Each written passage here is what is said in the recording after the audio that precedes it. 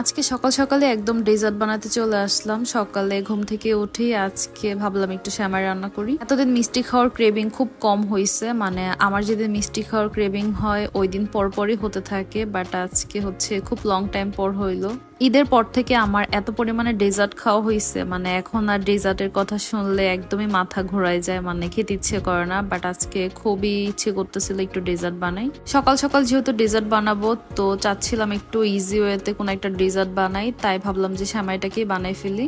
নবাবী আর অন্য কোনো ডেজার্ট বানাতে গেলে তো অনেক লং টাইম লেগে যাবে, সো এই জন্য প্যারা না নিয়ে ইজি ওয়েস্ট ওয়েতে হচ্ছে আমি লাচ্ছা সেমাই ভিজাই নিচ্ছিলাম। লাচ্ছা সেমাইয়ের মধ্যে যেহেতু সবকিছু থাকে, সো আমি দুধটাকে জাল করে একটু ভিজা নিলাম।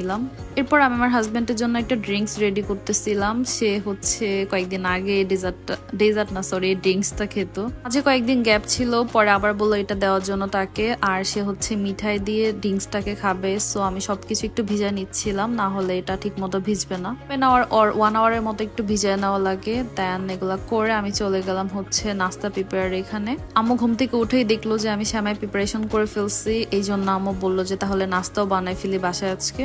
আমাকে রুটিগুলো অ্যাজ ইউজুয়ালের মতো বানাই দিচ্ছিল আর আমি একটা একটু করে ভেজে নিচ্ছিলাম।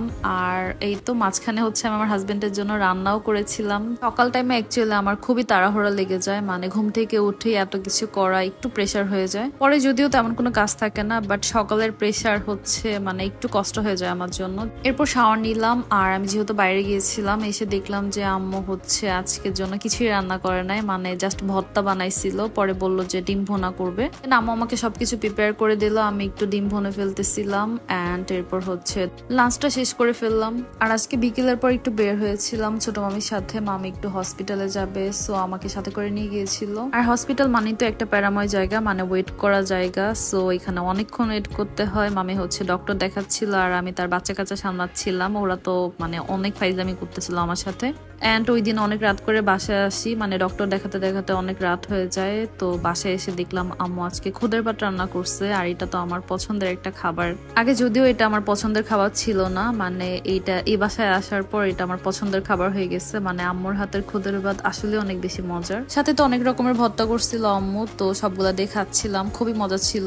আর এটা ছিল তার পরের দিন ফ্রাইডে, সো আজকে বাসায় আবার মানুষজন আসবে, মানে অনেক রিলেটিভরা আসবে, যেহেতু বাসায় একটা প্রোগ্রাম আছে ছোট্টখাট্ট। আর ফ্রাইডেটা আমি ট্রাই করি সবকিছু একটু আর্লি শেষ করে ফেলার জন্য। সো আমার যেগুলো কাজকর্ম ছিল ওগুলো শেষ করে আমি শাওয়ার নিতে চলে গেলাম। অ্যান্ড দুপুরের পরে সবাই চলে আসছিল, আর বড় আম্মু আজকে আমাকে এটা গিফট করছে, তো সবাই মিলে একটু দোয়া দরদ পড়তেছিলাম। অ্যান্ড আজকে হঠাৎ করে মা হচ্ছে চলে আসে আমাদের বাসাতে, মানে একদমই বলা নেই কওয়া নেই চলে আসছে। নর্মালি তো দেখা যায় মা আমাদের বাসায় আসলে হয়তো বা একদিন আগে জানায় বা আসার আগে বলে যে আমাদের বাসাতে আসবে, বাট আজকে একদমই আননোন ছিল। আমি তো একদমই সারপ্রাইজড হয়ে গেছিলাম। আর আজকের ব্লগটা আমার এই পর্যন্তই ছিল। আই হোপ আমার ভিডিও তোমাদের ভালো লেগেছে। Please don't forget to like, comment and share. Bye by.